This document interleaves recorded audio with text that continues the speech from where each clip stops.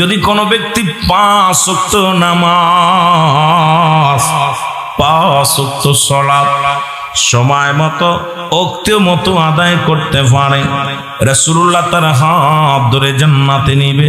জোরে জোরে বলেন না মারহাবা। এ যুবক শোনো গো, বিবি ডাক দিয়ে কয়, স্বামী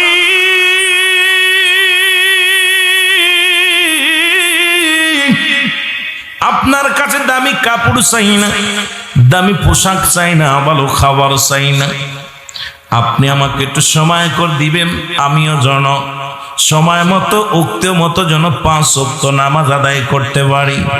কারণ নামাজ সময় মতো উক্ত মতো যেন আদায় করতে পারি। আপনি যাবেন রাসূলুল্লাহর সঙ্গে জান্নাতে, আমিও আপনার সঙ্গে আমার নবীর প্রেমে আমার রাসূলুল্লাহর সঙ্গে আপনার সঙ্গী হয়ে জান্নাতে যাব। জোরে বলেন মারহাবা। রাসূলের পিছে প্রতিনিয়ত নামাজের জন্য ছুটে আসে। ও যুবক, নামাজের কথা বলতে গেলে অনেক আলোচনার প্রয়োজন, যদিও আমি বেশি লম্বা চওড়া আলোচনা করতে পারবো না।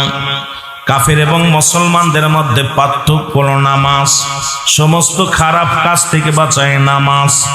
মুসলমান শুনে নাও, এই সালাত আল্লাহর সঙ্গে মিলন হয়, আল্লাহর সঙ্গে দিদার হয়। এমন নামাজ যায় নামাজ লা কখন ইল্লা ব্যতীত, হুজুর মানে হাজির নাজির, কল মানে আত্মা, সালাত মানে নামাজ।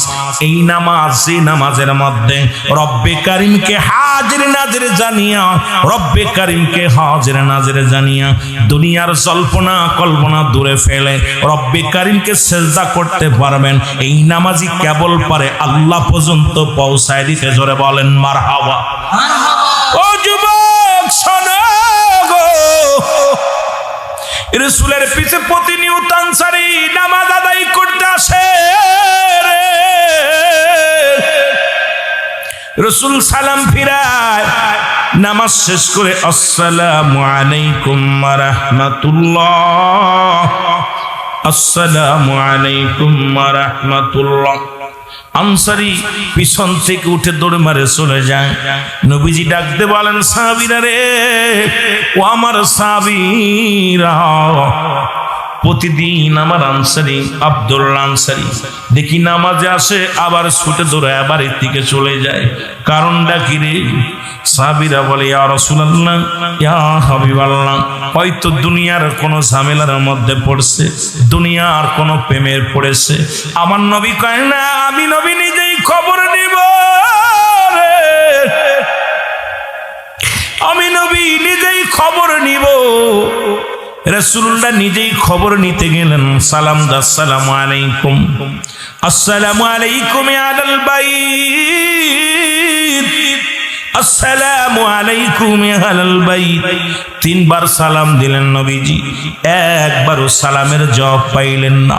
নবীজি মনে একটু কষ্ট পেয়ে ফিরে আসলেন।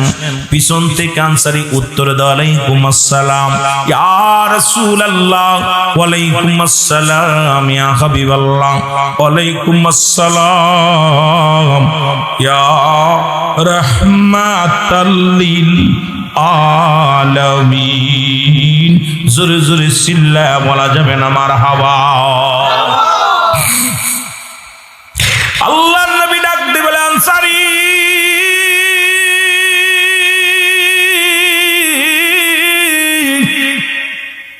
তুমি 3 বারই সালামের জবাব দিলা, তুমি 3 বারই সালামের জবাব দিলা। আমার আর বুঝতে বাকি নাই, তুমি সালাম শুনেছিলে, উত্তর দেও নাই। বলে, ইয়া রাসূলুল্লাহ, ইয়া হাবিবাল্লাহ, আপনার সালাম আমি শুনেছিলাম, উত্তর দিতে পারি নাই। কেন দিই নাই? এই জবাবটা আমি আপনার কাছে কেমনে দিব নবী গো? নবী গো, দয়া করে যদি আমার বাড়িতে একটু যাইতেন, তাহলে আমি বলতাম কেন সালামের জবাব দিই নাই। নবী বলে, চলো। সঙ্গে সঙ্গে রওনা হয়ে গেলেন। এ যুবক বাবারে আমার, রাসূলুল্লাহ যখন আনসারী বাড়িতে গেলেন, আনসারী দরজা খুলে দিলেন। দরজা খোলার সঙ্গে সঙ্গে দেখতে পাইলেন ওই ভিতরে বিশাল একটা গর্ত খোঁড়া। আমার নবী ডাক দিয়ে বলে, আনসারী রে, তোমার ঘরের মধ্যে এত বড় গর্ত খোঁড়া কেন? বলি, ইয়া রাসূলুল্লাহ, ইয়া হাবিবাল্লাহ, যখন আপনি আমারে সালাম দিয়েছিলেন তখন এই গর্তের মধ্যে আমি উলঙ্গ অবস্থায় বসা ছিলাম, আমার পণ্যের ভিতরে কোনো কাপড় ছিল না, এই কারণে আপনারা সালামের জবাব দিতে পারি নাই। আল্লাহর নবী ডাক দিয়ে বলে, আনসারী রে, তুমি কি বলতে চাও বলে নবী গো?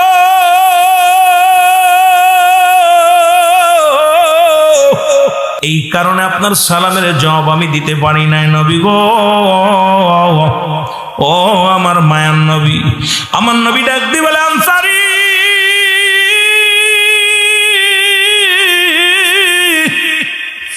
আয় আয় আয় আমার বুকের মধ্যে আয়। আরে আমি নবী কথা দিলাম রে, আমি নবী জবান দিলাম রে, ইয়াউমাল কিয়ামতের ময়দানে, ওই হাসরের ময়দানে আমি নবী তোদের হাত ধরে দুইজনকে, স্বামী স্ত্রী দুজনকে আমি নবী হাত ধরে জান্নাতে নিয়ে যাব। জোরে জোরে চিল্লায়া বলা যাবে না মারহাবা। এখন আপনাদের এই মধ্য হাশিমপুরের জমিনে এমন কোন গরিব নাই যার এক টুকরা কাপড় আছে, যে গরিব যে ভিক্ষা করে খায় তারও ৩-৪টা কাপড় আছে। সেই নামাজের হিসাব যদি আমার রব্বে কারীম ধরে, এক ওয়াক্ত নামাজ কাজা গেলে ২ কোটি, এক ওয়াক্ত নামাজ কাজা গেলে ৮০ হুতবা পরিমাণ জাহান্নাম, যার ১ হুতবা পরিমাণ হলো ২,৮৮,০০,০০০ বছর। এখন আপনার আমার জীবন থেকে কত নামাজ ছুটে গেছে, এই নামাজের হিসাবটা যদি রব্বে কারীম ধরে, আমার মন বলে বাঁচার মতো উপায় নাই, বাঁচার মতো উপায় নেই। হিসাব করে দেখেন, এক ওয়াক্ত নামাজ কাজা গেলে ৮০ হুতবা পরিমাণ জাহান্নাম, যার ১ হুতবা পরিমাণ হলো ২,৮৮,০০,০০০ বছর, একটা আর ৭৯ আছে। এখন এই ১ ওয়াক্ত নামাজের হিসাব যদি করেন, ক্যালকুলেটর শেষ। এরপরে আমি আপনি যদি রব্বে কারীম যদি দয়ার সাগর না হয়, রব্বে কারীম যদি আপনাকে আমাকে ভালো না বাসে, যদি মায়া না করে, বাসার মতো কোনো উপায় নাই। জোরে জোরে চিল্লায় বলেন ঠিক কি না? এই জন্য নবীর কাছে ১ নাম্বার পেয়েছিল নামাজ। আপনি যদি নবীর উম্মত হতে চান, নামাজের গুরুত্ব দিতেই হবে। আল্লাহর কাছে প্রিয় ছিল রব্বে কারীম ভালোবাস উম্মতি বান্দা বান্দিরে, নবীর ভালোবাসায় জন্য রাতের মধ্যে নামাজ দিছে, দিনের মধ্যে নামাজ দিছে। আর এই জন্য আমার নবীজির কাছে ১ নাম্বার প্রিয় ছিল নামাজ। আমরা যারা নবীর উম্মত বলে দাবি করি, নামাজের দরকার আছে কি না? সামনে আসতেছে ৩ তারিখ দিন, যে রাত্র লাইলাতুল বরাত। মারহাবা। আর একটু জোরে বলেন, শবে বরাত, ভাগ্য রজনী। এই দিনে রাসূল পাক সাল্লাল্লাহু আলাইহি ওয়াসাল্লাম আম্মা জান আয়েশা সিদ্দিকার কাছে শুয়ে আছে। গভীর রাতে উঠা দেখে আম্মা জান রাসূল পাক সাল্লাল্লাহু আলাইহি ওয়াসাল্লাম পাশে নাই। রাসূলকে খুঁজতে লাগলেন, কারণ চারিদিকে শত্রু হানা দিছে, না জানি নবীকে হত্যা করে ফেলে, না জানি নবীকে দুনিয়া থেকে বিদায় করে দেয়। আম্মা জান আয়েশা সিদ্দিকা খোঁজাখুঁজি শুরু করলেন, কোথাও খুঁজে পায় না।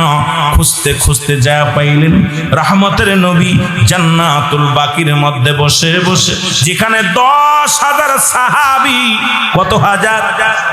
১০,০০০ সাহাবী, রাসূলের পাকের সাহাবীগণ শুয়ে আছে জান্নাতুল বাকির মধ্যে। নবীজি দেখে চোখের পানিগুলো ফেলায় ফেলায় কান্দে, আর কান্দতে স্যার আল্লাহ আমার জীবিতদের মাফ করে দাও, মুর্দাদেরকে মাফ করে দাও, আমার সাহাবীদেরকে ক্ষমা করে দাও। আমার মুসলমান শুনে নেন, আম্মা জান আয়েশা বলে, ইয়া রাসূলুল্লাহ, আপনি কেন কাঁদছেন? কায়সারে তুমি কি জানো জানো না এই শাবান মাসের এই 14 তারিখ দিন গত রাত্র 15 তারিখ আজকে রব্বি কারীম বান্দারে মাফ করানোর জন্য রব্বি কারীম ডাক দিয়া ফেরেশতার মাধ্যমে আমাকে ডাক দিয়া এই ময়দানে পাঠিয়েছে।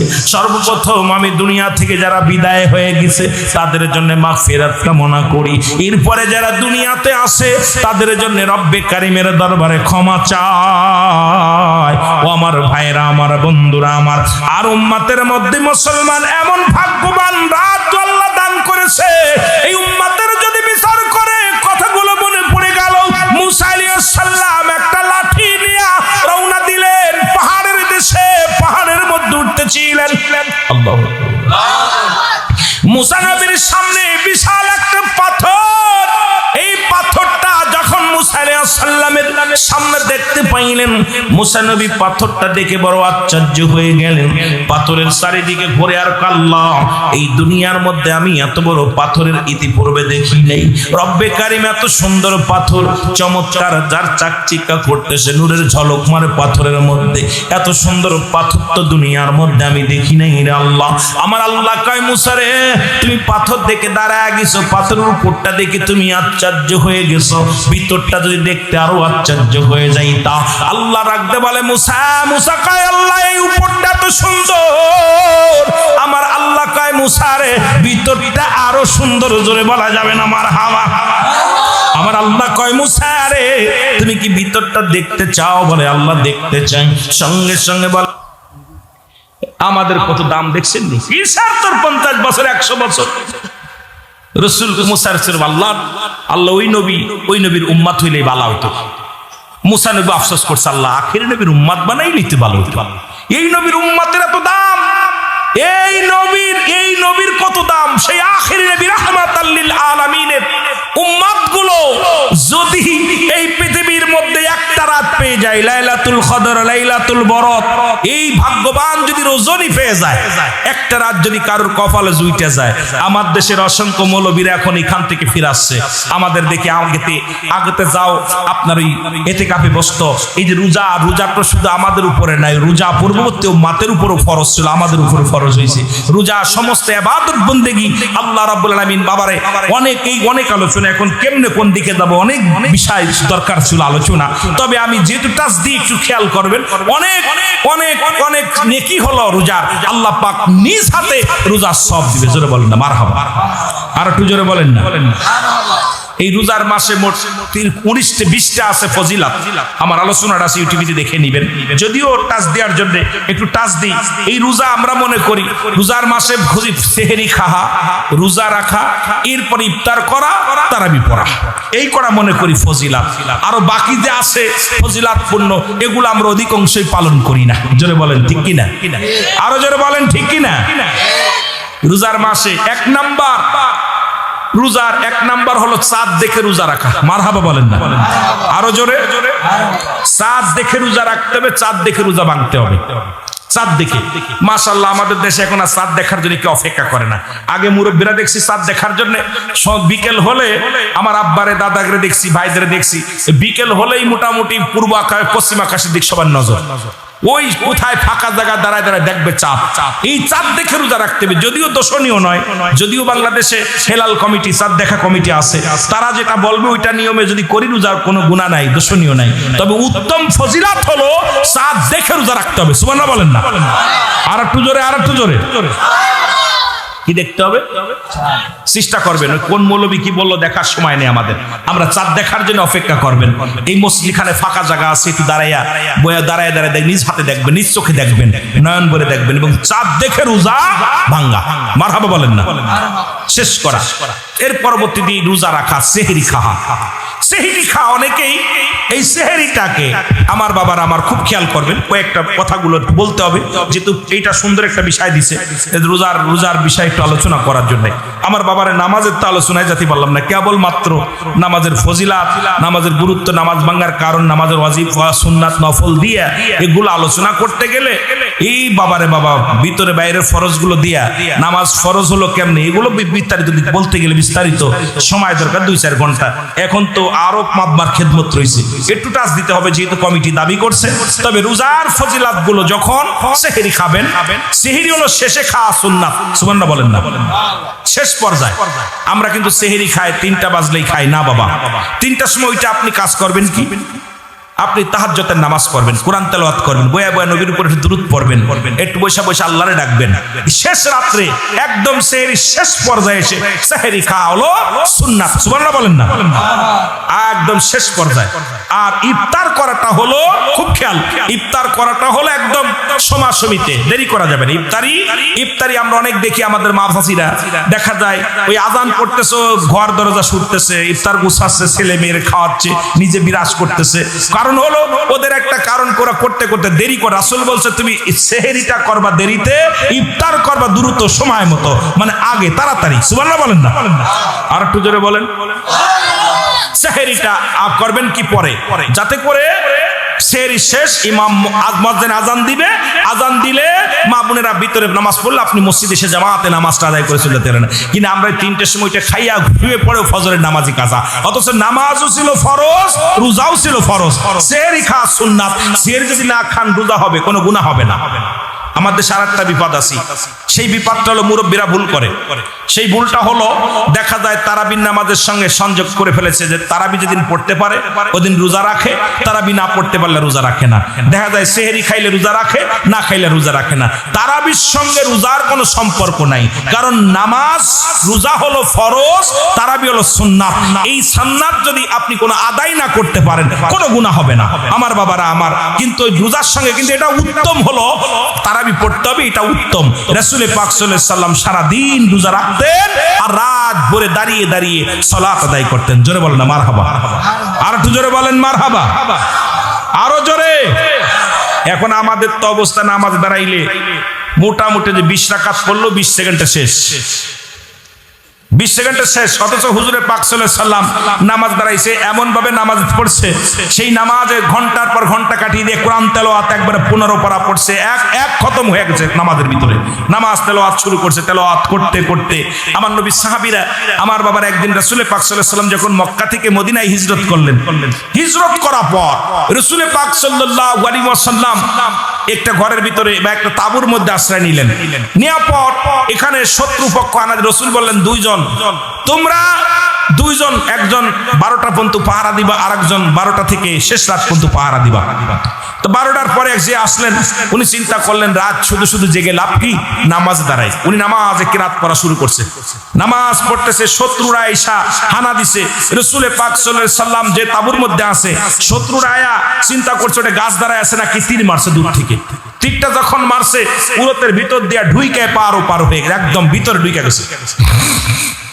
আরেকটা তীর যখন মারছে তখন বুক বরাবর মারছে, তখন নামাজটা ছেড়ে দিছে। চিন্তা করছে যদি নামাজটা বুক বরাবর আসতেছে, এখন যদি নামাজ না ছেড়ে দিই তাহলে আমি মারা যাব, আর আমি মারা গেলেই রাসূল পাক সাল্লাল্লাহু আলাইহি ওয়াসাল্লামের উপর আক্রমণ করবে।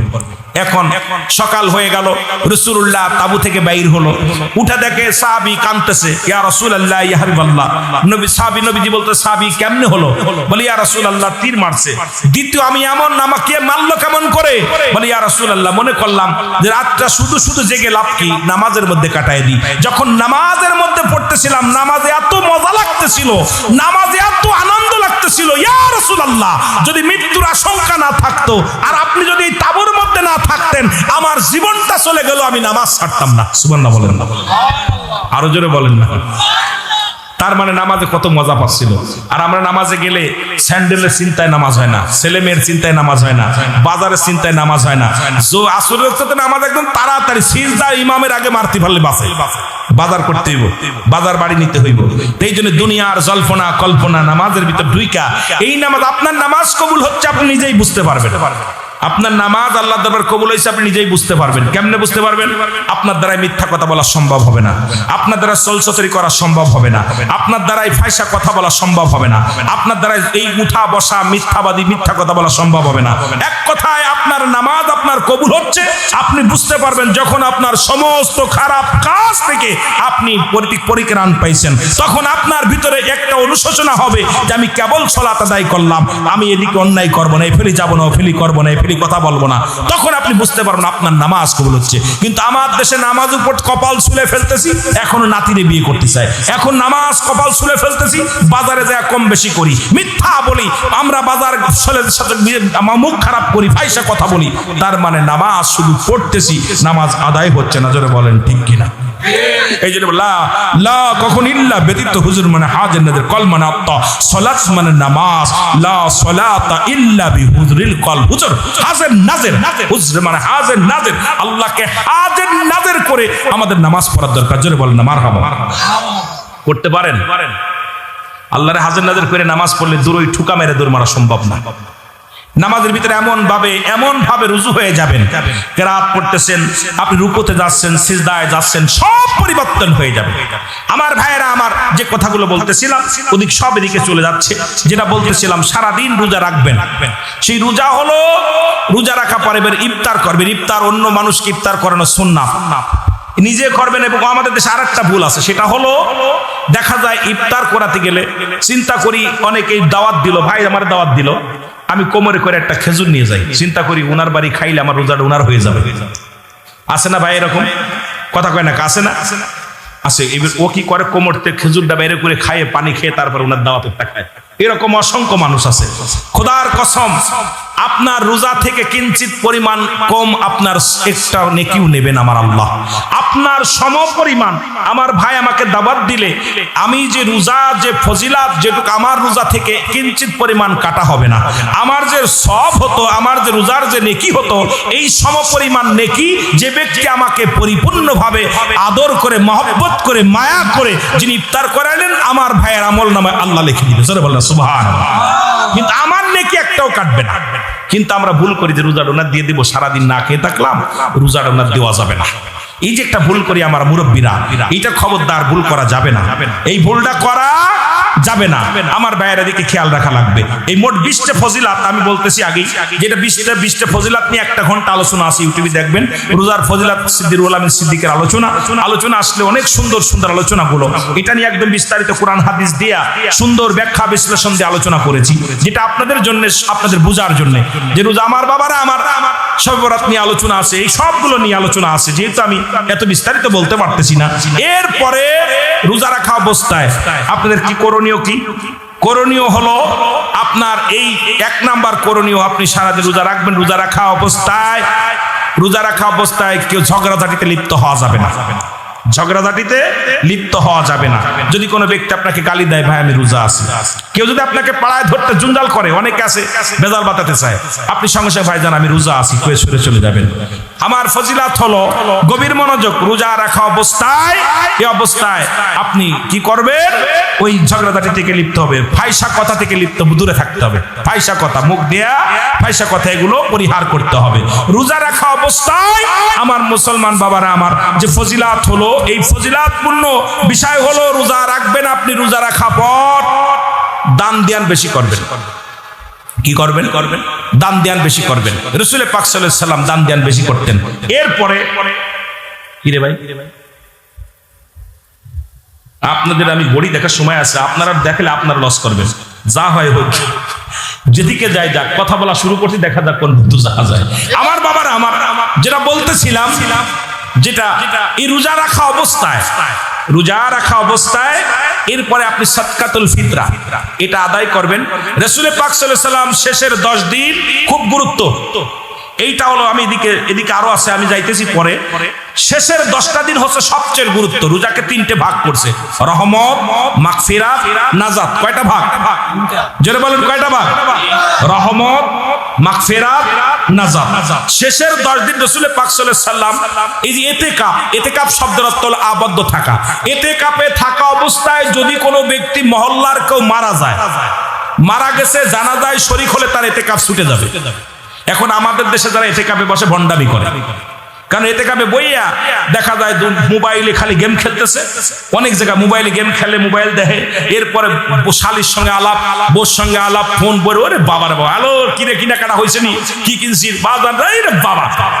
এতেকাবে শব্দের তো আবদ্ধ হ, মরে যা, যেমন মরা ব্যক্তির যেমন কোনো ক্ষমতা নাই কথা বলা, ঠিক এতেকাবে অবস্থায় এই অবস্থায় থাকতে হবে। একমাত্র গোসল যদি ফরজ হয় এটা করবে, আর যেটা শরীরের সমস্যা থাকলে এই 10 দিনে 1 দিন 2 দিন গোসল করবেন। কিন্তু এত গোসল আপনার জন্য ফরজ হয় না, হয়তো স্বপ্নদৃষ্ট হতে পারে, সামরিক সমস্যা হতে পারে, এর জন্য ভিন্ন ব্যাপার। কিন্তু এতেকাপে বসে আপনি ওই যে আমাদের দেশে যারা বর্তমানে এতেকাপ করতেছে, আমি আমার দৃষ্টিতে মনে হয় শুধু নিহাত এক জায়গার গল্প করা। আপনি থেকে বসে বেশি কোরআন তেলাওয়াত করেন, বসে বসে কোরআন তেলাওয়াত করেন, বসে বসে তাসবিহ টেপেন, কিছু পারেন না, সুবহানাল্লাহ, আলহামদুলিল্লাহ, আল্লাহু আকবার, আল্লাহু আকবার, আল্লাহুম্মা জিন্নি মিনান নার। আপনি যেটা কোনো আলোচনা করেন, বসে বসে আল্লাহর ডাকেন, আল্লাহ আল্লাহ আল্লাহ আল্লাহ আল্লাহ আল্লাহ আল্লাহ আল্লাহ, বেশি বেশি করে কারেন। এই 10টা দিন, এই 10টা দিন, এরপরে বেজোর রাত, এই শেষের 10টা দিন বেজোর রাত দেখে দেখে ইবাদত করা। সুবহানাল্লাহ বলেন না? আচ্ছা ভাই, আমরা অনেক সময় 27 রোজা আমরা পালন করি, মনে করি আপনার এই 27 রোজা আমাদের মধ্যে মনে হয় কি আমরা লাইলাতুল কদর, ঠিক কি না? কথা কয় না কেন? এই কথা। আচ্ছা ভাই, 27 রাত যদি না হয়, আপনি 21 থেকে শুরু করলেন, 21 পড়লেন, 4 রাকাত সুন্নাত বেশি করে নফল নামাজ পড়লেন, রাতে কোরআন তেলাওয়াত করলেন, 23 পড়বেন, 25 পড়বেন, এরপরে 27 পড়বেন, এরপর 29 পড়বেন। কারণ আপনি যে কোনো বেরোজোর রাত গুলো পাবেন, বেশি রাসূল পাক সাল্লাল্লাহু আলাইহি ওয়াসাল্লাম যেটা করতেন, আমরাও সেটা করব। বেজোর রাত গুলো দেখে দেখে আমরা বেশি বেশি ইবাদত করব, আল্লাহর দরবারে কান্নাকাটি করব। জোরে বলেন না মারহাবা? আর একটু জোরে বলেন মারহাবা। এবং আমরা এই রাসূল পাক সাল্লাল্লাহু আলাইহি ওয়াসাল্লাম বলছে এই 10 দিন নবীজি বেশি কান্নাকাটি করতেন, সাহাবীরা বেশি কান্নাকাটি করতেন। আমরা এই 10 দিন ঈদের আনন্দ লেগে যায়, কিনা কাটার জন্য না বাবা। খবরদার, খবরদার রোজাদার, এই 10টা দিন খুব সাবধান। রহমতের ফেরেশতা প্রতিটা বান্দার দাঁড়ে দাঁড়ে, একদম আমরা যারা ভিক্ষা চেয়ে বেড়াই দাঁড়ে দাঁড়ে সাহায্যের জন্য, ওই রহমতের ফেরেশতা আপনার কাছে আসে, মাপ চাও, গুনাহ মাপ চাও, গুনাহ মাপ চাও। এই 10টা দিন আপনি কি করবেন? কোনো কিনা কাটা নয়, এই 10টা দিন বেশি বেশি বন্দেগী করবেন, বেশি বেশি আল্লাহর ডাকবেন। কিন্তু দেখা যায় আমাদের প্রথম 10 দিন লোক একটু বেশি, তারপরে একটু কম, তারপরে শেষ 10 দিন আপনার বাজার ঘাট, সেমাই কিনতে, কাপড় কিনতে, জুতা কিনতে, এই 10 দিন আর মুসল্লি পাওয়া যায় না। জোরে বলেন ঠিক কিনা? এই ভুলটা করা যাবে না, এই ভুলটা করা যাবে না। এরপরে যাকাত, যেটা যাকাতটা দিয়ে দিবেন আপনারা রমজান মাসে, যাকাত পরিশোধ করবেন। সাদকাতুল ফিতরা তো আছেই, যাকাত পরিশোধ করবেন। এরপরে দান দিয়ান বেশি বেশি করবেন, যেটুকু পারেন, যেটুকু পারেন দান দিয়ান করবেন। এই দান দিয়ানের হাতটা বাড়াবেন। 1 টাকা যদি কোনো ব্যক্তি দান করে 70 টাকার ফয়সালা, 70 গুণ বাড়িয়ে দেওয়া হয়। আপনি 1 রাকাত নামাজ পড়লে 70 গুণ। আপনি যেটা করবেন, যেটা এই মাসে যেটা দান করবেন, এই মাসে যে ফজিলাত, আপনি কিছু পারেন না, একটা খেজুর দান করলেন একজনকে, 10 টাকা সাহায্য করলেন, একটু চাউল সাহায্য করলেন, এই মাসে 1 কেজি দিলে ওই মাসে 70, ওই মাসে এই মাসে 70 কেজি দিলেন, আর ওই মাসে 1 কেজি দিলে এই পরিমাণ সব আপনার আমল নামে লেখা হবে। সুবহানাল্লাহ বলেন না? এই জন্য বেশি বেশি দান খয়রাত করবেন, দান খয়রাত করবেন বেশি বেশি। আমার বাবারা, সর্বশেষ আপনারা মিসাক করবেন। আমাদের দেশে কিছু মৌলবীরা, কিছু মৌলানারা যদিও বলে, কিছু পল্লীতে কিছু মা বোন আছে, তারা বলে বিরাজ করলে রোজা ভেঙে যাবে। মিসাক করা যাবে না, মিসাক করতে হবে। মিসাক রাসূল পাক সাল্লাল্লাহু আলাইহি ওয়াসাল্লাম নিজে মিসাক করছে, সাহাবীরা করছে। মিসাক করবেন, সেটা হলো জয়তুনের ডাল বা যেটা গন্ধযুক্ত, গন্ধমুক্ত আর কি, গন্ধযুক্ত না, যেটা দুর্গন্ধ না, যেটা আপনার গুল নিবেন না, আবার গুল পেস্টে সেগুলো ব্যবহার করা যাবে না, বিরাজ করা যাবে না। এটা করতে হবে কি 5 ওয়াক্ত নামাজের সময় আপনি সুন্নাত মিসাক করবেন। রাসূল পাক সাল্লাল্লাহু আলাইহি ওয়াসাল্লাম এটা করতেন। এই মিসাকটার দিকে গুরুত্ব থাকবেন। এখন অনেকে মনে করেন গালের গন্ধ আল্লাহর কাছে খুব প্রিয় না বাবা, অনেকে এই ভুলটা করে, কয় গাল আল্লাহর কাছে সেই মেশক আম্বারের মতো বাসনা, কয় গালের গন্ধ। আর তোর গালে করছে দুর্গন্ধ, তোর কাছে নামাজ পড়বে কিনা দাঁড়ায়? ওদের সময় নামাজ পড়ে পিছনে সামনের মুসল্লি নাক ধরে মরে, ওর সুবহানাল্লাহ আল্লাহ কইবো না কি করবো বোঝে না, নাক ঠেসে ধরে আর পড়েছি পড়ে বসলাম। এই জন্য বিরাস আপনারা মিসাক করবেন। 5 ওয়াক্ত নামাজে বেশি বেশি করে, নামাজ বাদেও যদি পারেন মিসাকটা করেন, $2 দিবেন, হয়তো $2 দিয়ে কুলি করে থুয়ে দিবেন, ফেলে দিবেন। কথা বলছেন নি? এটা কিন্তু আপনারা করবেন, খেয়াল রাখবেন। এরপরে আপনারা এই যে সহবাসের বিষয়, এগুলো মাসলা আরো বিষয় কঠিন কঠিন মাসালা আছে। ফজিলাত তো 20টা, আর নিষিদ্ধ আর করণীয়, এটা নিয়ে আলোচনা করতে গেলে আরো ঘন্টা, কথা বুঝিনি, তবু অল্প একটু টাচ দিয়ে যায়। স্ত্রীর সঙ্গে মিলামিশা করবেন, এটা কোনো দোষের কোনো কারণ নাই। তবে রোজা রাখা অবস্থায় সেহরি খাওয়ার পর, সেহরি খাওয়ার আগ পর্যন্ত, এই আপনি ইফতার করা ইফতার শেষ করে ওই সেহরির শেষ পর্যন্ত সাদেক পর্যন্ত, নামাজের আগ পর্যন্ত আপনি যতক্ষণ সেহরি খাবেন নামাজের আগ পর্যন্ত আপনি স্ত্রী সহবাস করতে পারেন, এটা কোনো গুনাহ নাই, এটা আপনি করতে পারেন। তবে সবচেয়ে পরিহার হলো এর থেকে নিজেকে সংযম রাখাই উত্তম। সবচেয়ে উত্তম হলো এটা, যদি স্ত্রীর হক আছে, যেটা স্ত্রীর হক আপনার আদায় করতে হবে। এমনও আছে নতুন বিবাহ করেছেন, স্ত্রীর যৌবন আছে, এক স্ত্রীর চাহিদা, তারও হক আদায় করার প্রয়োজন আছে, এগুলো আদায় করবেন, তবে সীমা লঙ্ঘন করে না। এরপরে এইগুলো যখন আপনি করবেন, ফজর অনেকে আছেন হয়তো নামাজের টাইম হয়ে যাচ্ছে, এটা আরেকটা বিপদ। অনেকেই ভুলটা করেন, দেখা যায় আজকে স্ত্রীর সঙ্গে মিলন হয়েছে, উঠতে দেরি হয়েছে, গোসল করার ভয়তে সেহরি খান নাই। ভাই আপনি সেহরি খাবেন, সেহরি খাইলে আপনার ওই রোজা, আপনার ইসের গোসলের শর্ত না আপনার সেহরি খাওয়া, নামাজ হলো শর্ত আপনার সেহরি খাওয়ার ইসির জন্য, নামাজ হলো গোসলের শর্ত, কথা বুঝেনি, পবিত্রতা হতে হবে নামাজ রাখবে। এখন আপনি হয়তো অনেক সময় স্ত্রীর সঙ্গে সহবাসের পরে আপনি কি করলেন, নামাজের সেহরির টাইম হয়ে গেছে, সেহরি খাইলেন না, অলসতার কারণে শুয়ে রইলেন, এরপরে চিন্তা করলেন আজকে রোজা রাখা হলো না, আপনি ভুল করলেন, আপনি সেহরিটা খেয়ে নেবেন, আপনি পবিত্র হয়ে এই করবেন, হাত মুখ ধুয়ে সুন্দর করে পুলি টুলি করে ওযু করে উত্তম করে আগে সেহরিটা খেয়ে নেবেন। এরপরে নামাজের আগে আপনি তাড়াতাড়ি গোসল শেষ করে এরপরে আপনি কি করবেন, নামাজ দাঁড়াইবেন, নামাজটা পড়ে নেবেন। কিন্তু সেহরি খাওয়ার জন্য আপনার যে গোসল ফরজ, এরকম অনেক ভুল করে আমাদের কাছে, যে আপনারা আমরা যখন টিভিতে আলোচনা করি, অনেক এটা নিয়ে অনেকেই প্রশ্ন করেন, মাই টিভি তার টিভিতে আমরা যখন আলোচনা করি সত্য ইসলাম, তৈরি মুর্শিদাবাদ, এরপরে সল জব, অনেকেই অনেক উদ্ভাট প্রশ্ন করেন। কিন্তু এগুলো আমাদের এখন যেহেতু রোজার বিষয়ে কথা বলছে, আমার প্রথমে দরকার ছিল এর মানে করণীয় কি আর বর্জন কি, এইটার উপর আলোচনা দরকার ছিল, লেখা দরকার ছিল যে রোজার করণীয় কি আর বর্জন কি, এই দুইটা বিষয়ের উপরে যে আমাদের করণীয় কি আর বর্জন করতে হবে কি, বাদ দিতে হবে কি, এইগুলো গুরুত্ব দিয়ে আলোচনা করতে হবে। আমার বাবারা সে তো এইগুলো খেয়াল রাখবেন। আবার অনেকে মনে করেন রোজা রাখা পর দিনের বেলা ঘুমান, দিনের বেলা ঘুমানোর পর দেখা যায় হয়তো অনেক যুবক আপনার সমস্যা হইতে পারে, যেটা এত অনেক বাপ ছেলে আছেন এখানে, এলো আপনার যদিও ফিকা শাস্ত্রের কথা, যারা মুক্তি মানুষ তারা এগুলো পড়তে হবে, আমাদের উলামা ইকরাম যারা আছেন বলতে হবে।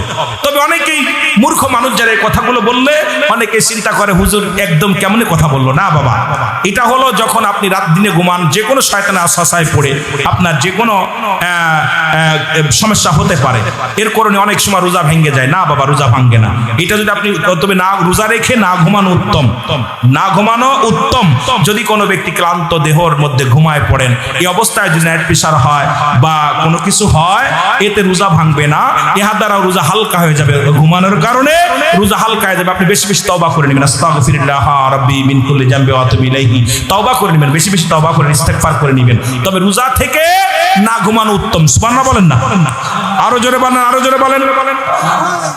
আর এই রমজান মাসে আবার অনেকে বলে, এইটা আবার বেশিরভাগ আমাদের বড় লোকরা বলে, যে মাসে যত খাবি কোনো হিসাব হবে না, খা যত পারিস খা, কথা বুঝিনি, খা জম্বের খা, ইনসাফ আছে, ইনসাফ আছে। প্রতিটা জিনিসের তিনটা ভাগ করছে আল্লাহ পেটকে, এক ভাগ খালি, এক ভাগ পানি, এক ভাগ খানা।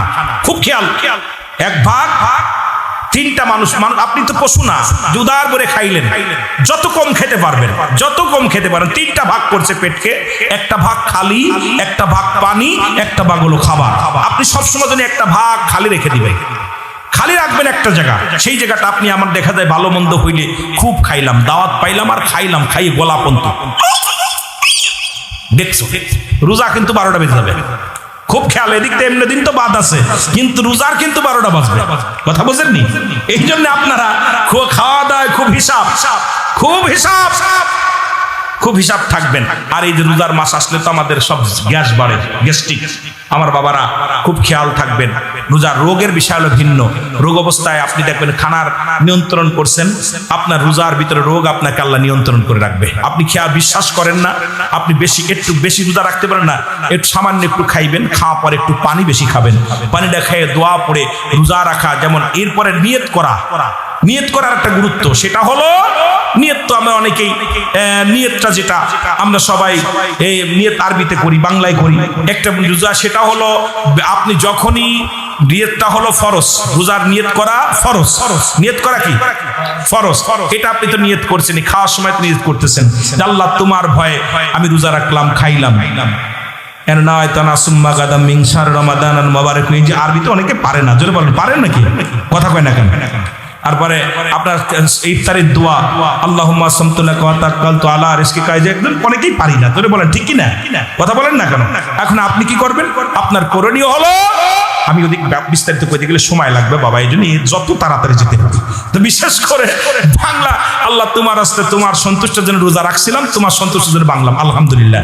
রোজা রাখতেছে আল্লাহ তোমার সন্তুষ্টের জন্য, সেহরি খাইলাম, তুমি আল্লাহ কবুল করো। আর হাবা বলেন না, যথেষ্ট, এটা করলেই ফরজ আদায় হয়ে যাবে। আল্লাহ আমাদের বুঝার তৌফিক দান করুক, সকলে বলুন আমিন। আর একটু জোরে বলেন আমিন। একটু আব্বা মার দিকে যাইতে হবে। ওরে আমি যদি যাই গো মারা, আমি যদি বিদেশের মাটিতে, লাশটায় আমার পৌঁছাই দিও মায়েরই কোলেতে। ওরে লাশটায় আমার, যেহেতু প্রবাসীদের উদ্যোগে মাহফিল, ওনাদের গজলটা শুনে আসি, জোরে বল। ওরে আমি যদি যাই গো মারা, আমি যদি বিদেশের মাটিতে, লাশটায় আমার পৌঁছাই দিও মায়েরই কোলেতে। ওরে লাশটায় আমার পৌঁছাই দিও, জন্মের পরে যে কোলেতে রাখছে আমার মা,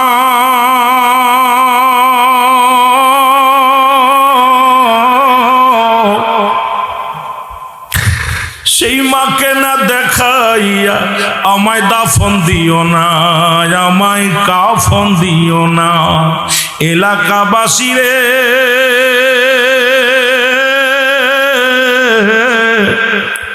ও হাসিমপুরবাসী ভাই বোনেদের বলি সকলকে, ওই আমার মহল্লাবাসী রে,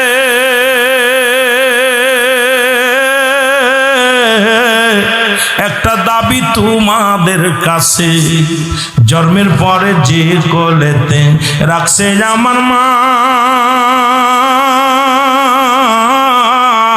সেই মারে না দেখাইয়া আমায় দাফন দিও না, আমায় দাফন দিও না। আমার মায়ের মুক্তি দেখলে পারে, আমার মায়ের মুক্তি দেখলে পারে শান্তি পাব কবরে। লাশটায় আমার পৌঁছাই দিও মায়েরই কোলেতে, বলো লাশটায় আমার পৌঁছাই দিও। ওরে আমি যদি যাই গো মারা, আমি যদি বিদেশের মাটিতে, লাশটায় আমার পৌঁছাই দিও মায়েরই কোলেতে, বলো লাশটায় আমার। এই জগতে মায়ের মতো নাই কেউ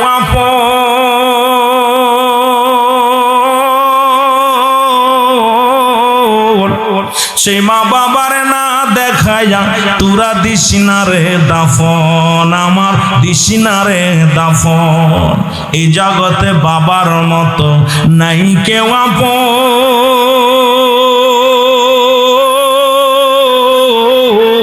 সেই মা বাবার না দেখাইয়া দিস না রে দাফন, আমার দিস না রে দাফন। আমার মায়ের মুক্তি দেখলে পারে, আমার মায়ের মুক্তি দেখলে পারে শান্তি পাবো কবরে। লাশটায় আমার পৌঁছাই দিও মায়েরই কোলেতে, ওরে লাশটায় আমার। ওরে আমি যদি যাই গো মারা, আমি যদি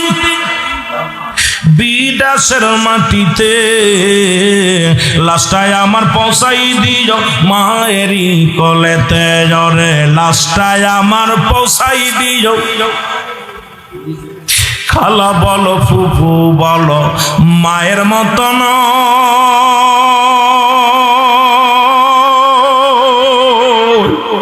চাচা বলো খালু বলো বাবার মতো নাই জগতে, বাবার মতো নাই। ও মা বাঁচবে যেদিন এই না ধরায়, ও মা থাকবে যতদিন এই না ধরায়, কাঁদবে মৌলার দরবারে, হস্ত তুলে করবে দুয়া মাফ করো সন্তান রে। আল্লাহ হস্ত তুলে করবে দুয়া মাফ করো সন্তান রে। ওরে আমি যদি যাই গো মারা, আমি যদি বিদেশের মাটিতে, লাশটায় আমার পৌঁছাই দিও মায়েরই কোলেতে জরে, লাশটায় আমার। এ দুনিয়ার মুসলমান গভীর মনোযোগ, রাসূল বলেছেন বাবা মার প্রতি মোট 14টা হক, 14টা হক আদায় করতে হবে। 7টা হক হলো দুনিয়ায় জীবিত থাকতে, আর 7টা হক হলো ইন্তেকালের পরে। আজকে যাদের আব্বা মা দুনিয়ার মধ্যে নাই রে, ও যুবক, নবীজি বললেন সাহাবীরা রে, তোমরা কেউ কি কবুল হজের সওয়াব পাইতে চাও? সাহাবীরা বলে হুজুর কে বা না চায়? নবী বললেন তোমাদের বাড়িতে যাদের আব্বা মা আছে, শুধু মার মুখের দিকে তাকাইবা, বাবার মুখের দিকে মায়ের নিজের তাকাইবা, মাকে সালাম দিবা, আসসালামু আলাইকুম মা, আসসালামু আলাইকুম বাবা, তোমার আমলনামায় একটা কবুল হজের সওয়াব লেখা হয়ে যাবে। সাহাবীরা বলে নবী গো, এই আমলটা যদি একাধিকবার করি রে, নবীজি বললেন যতবার তোর মার মুখের দিকে তাকাইবি, মার নজরে যতবার তোর বাবার মুখের দিকে তাকাইবি, যতবার তোর মারে সালাম দিবি, আমার মুসলমান বাবারা বাবারে সালাম দিবি, ততবার একটা করে কবুল হজের সওয়াব তোদের আমলনামায় লেখা হয়ে যাবে। সাহাবীদের চোখে পানি, সাহাবীরা কান্দে। নবীজি বলে তোমরা কেন কান্দো? সাহাবীরা বলে ইয়া রাসূলুল্লাহ, ইয়া হাবিবাল্লাহ, আজকে দুনিয়ার মধ্যে আমাদের বাবা নাই মা নাই, এই আমলটা যদি কিছুদিন আগে জানতাম, কিছুদিন আগে যদি পাইতাম নবী গো, ও মায়ার নবী, এই আমলটা করে আমরা তো ফায়দার ওসি, এত বড় ফায়দার অধিকারী হয়ে যাইতাম। আজকে যে কথা বলতেছিলাম, সগীরা গুনাহ মাফ হলো, জান্নাতের দিকে রওনা দেওয়ার কারণে এই কবিরা গুনাহগুলোর মাফের দরকার আছে কিনা? কিয়ামত পর্যন্ত আর কোন নবী আসবে না, কিয়ামত পর্যন্ত নবীদের দরজা বন্ধ, কিয়ামত পর্যন্ত তওবার দরজা খোলা। কিসের দরজা? তওবার দরজা খোলা। এই তওবার দরজা খোলা আল্লামা কুতুবী রাহমাতুল্লাহ বয়ান করে, মানুষ শুনে নাও, মানুষ যখন গুনাহ করতে করতে সীমা লঙ্ঘন করে, করতে করতে বান্দা যখন আল্লাহর ভয় অন্তর ভিতরে ঢুকে যায়, রব্বে কারিমের প্রেম যার অন্তরে ঢুকে যায়, বান্দার ভিতরে যখন কবরের ভয়, জাহান্নামের ভয়, বান্দার অন্তর ভিতরে যখন জাহান্নামের ভয় লাগে গো, বান্দা যখন এই জান্নাতের বাগান আঁকড়ে ধরিয়া খাস তওবা করিয়া আল্লাহ বলে ডাক দে, আল্লাহ জীবনের শেষ মাহফিল, আল্লাহ জীবনের শেষ রাত, আল্লাহ জীবনের শেষ সময়, রব্বুল আলামিন আর সকাল উঠবে না, আগামী দিন সূর্যোদয় হবে না। বান্দা যখন চোখের পানিগুলো সিরিটাস করে তওবা করে আল্লাহ বলে ডাক দেয়, আমার আল্লাহ রব্বুল আলামিন বান্দার জীবনের সব গুনাহ মাফ করে দেয়। জোরে বলেন সুবহানাল্লাহ। আল্লামা কুতুবী রাহমাতুল্লাহ বয়ান করে, বান্দা হাজার গুনাহ করেছে, যখন কবরের ভয়, মরণের ভয় ভিতরে ঢুকছে, আল্লাহ আমি মারা যাব, আল্লাহ কবরে আমি কি জবাব দিব, কিয়ামতের ময়দানে আমি কি হিসাব দিব, আল্লাহ যখন বান্দার অন্তর কেঁদে গেছে, অন্তর ভিতর ধাক্কা লাগছে, আর ওই বান্দা যখন খাস তওবা করে আল্লাহ বলে ডাক দেয়, রব্বে কারীম বান্দার জীবনের সব গুনাহ মাফ করে দেয়। জোরে বলেন না সুবহানাল্লাহ। যেহেতু মানুষের মৃত্যু হয় দুইটা টাইমে গো, একটা হলো রাতের বেলা, একটা হলো দিনের বেলা। দিন শুরু করেছি মৃত্যুবরণ করি নাই, রাত শুরু করেছি মৃত্যুবরণ করি নাই। যেহেতু মরণ এখনো হয় না, সুযোগ যেহেতু আসছে, সবাই আমার সঙ্গে একটু তওবা করেন। আস্তাগফিরুল্লাহ রব্বি মিন কুল্লি জামবি আতুবু ইলাইহি। আরো জোরে বলেন লা হাওলা ওয়ালা কুওয়াতা ইল্লা বিল্লাহিল আলিয়্যিল আযীম। আস্তাগফিরুল্লাহ রব্বি মিন কুল্লি জামবি আতুবু ইলাইহি লা ইলাহা ইল্লাল্লাহু মুহাম্মাদুর রাসূলুল্লাহ সাল্লাল্লাহু আলাইহি ওয়াসাল্লাম। আশহাদু আল্লা ইলাহা ইল্লাল্লাহু ওয়াহদাহু লা শারীকা লাহু ওয়া আশহাদু আন্না মুহাম্মাদান আবদুহু ওয়া রাসূলুহু। জোরে জোরে চিল্লার একবার বলা যাবেন আল্লাহু আকবার। মহব্বতের সঙ্গে দুরূদ শরীফ পড়েন আল্লাহুম্মা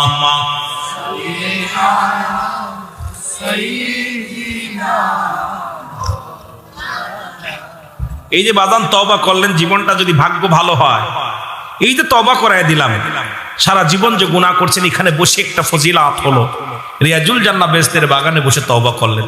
যদি আল্লাহ কবুল করে নেয়, আপনার জীবনটা ধন্য, পিছনে সব গুনাহ যেন আল্লাহ মাফ করে দেয়। আমিন বলেন, আমিন বলেন। গভীর মনোযোগ যে কথা বলি, তবে হাত উঠানোর পক্ষে রব্বুল আলামিন বলে আমার বিধান, আমার কথা রাসূলের সুন্নাত তরিকায় যারা চললো, এই মুমিনদের জন্য আমি আল্লাহ প্রস্তুতি করে রাখলাম। বলেন বিসমিল্লাহির রাহমানির রহিম। উইদ্দাতু লিল মুমিনিন।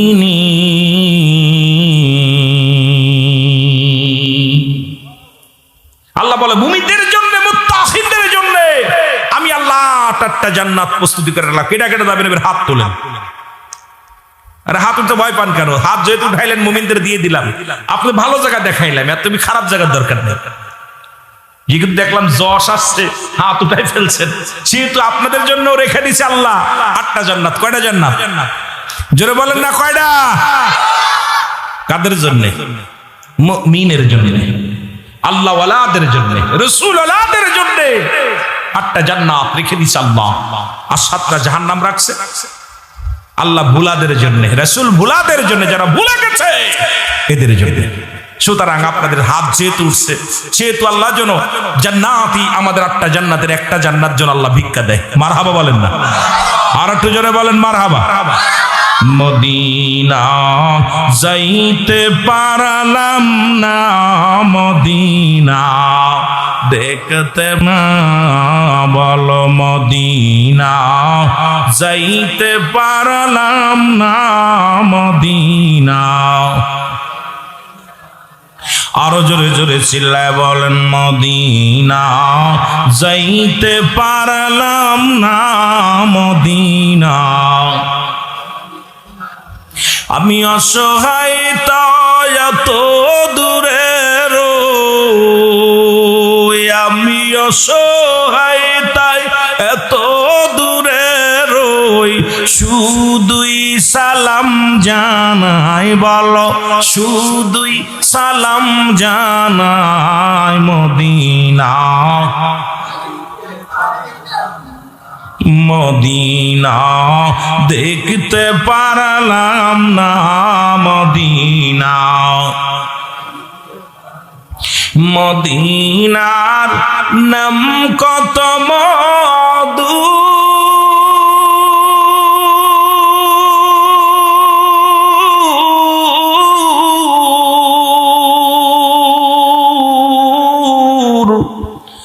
মদিনা অরজে কত দূর,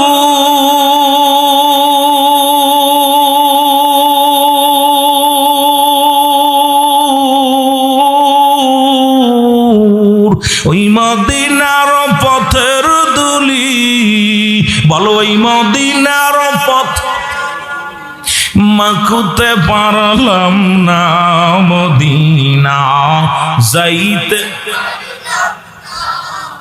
হায় হায় মদিনা যাইতে পারলাম না, মদিনা দেখতে পারলাম না, মদিনা। একটু মহব্বতে বলেন মদিনা যাইতে পারলাম না, মদিনা।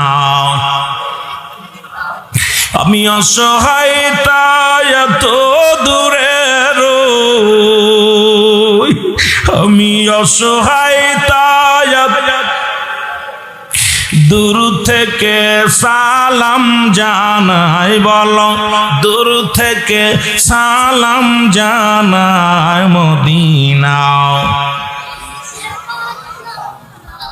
মদিনা দেখতে পারলাম না, মদিনা যাইতে পারলাম না, মদিনা। মদিনার নাম কত সুন্দর,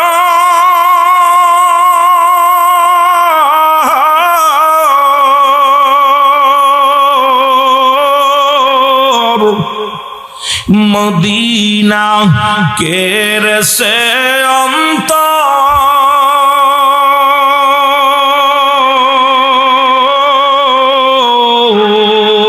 এই হাসিমপুর বাসীর সালাম খানি, কুলাউড়া বাসীর সালাম খানি পৌঁছাই দিও মদিনায়, বলো পৌঁছাই দি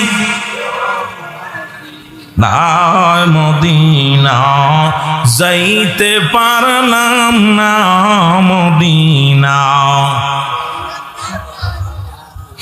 এ মুসলমান গভীর মনোযোগ, দিলের কান্দে লাগে শোনো গো। নবী বললেন, নবীজি বললেন সাহাবীরা রে, তোমরা কি আমি নবী তোমাদেরকে হাত ধরে জান্নাতে নিয়ে যাব? আমার নবী ওয়াদা করলেন। সাহাবীরা বলেন, ইয়া রাসূলুল্লাহ, ইয়া হাবিবাল্লাহ, কে বানা চায়? নবী বলেন, সাহাবীরা রে শোনো শোনো, কোন ব্যক্তি যদি 5 ওয়াক্ত নামাজ, 5 ওয়াক্ত সালাত জামাতের সহকারে সময় মতো আদায় করতে পারে, আমি নবী তার হাত ধরে জান্নাতে নিয়ে যাব। এখন রাসূলুল্লাহর সঙ্গে কে কে জান্নাতে যেতে চান? হাত তুলে দেখান, আর একটু জোরে জোরে হাত তুলে দেখান, জোরে বলেন নারায়ে তাকবীর, নারায়ে রিসালাত। এ যুবক, দিলের কান্দে লাগা শোনো গো। আল্লাহর নবী যখন এই ওয়াজ করলেন যে ব্যক্তি 5 ওয়াক্ত সালাত, 5 ওয়াক্ত নামাজ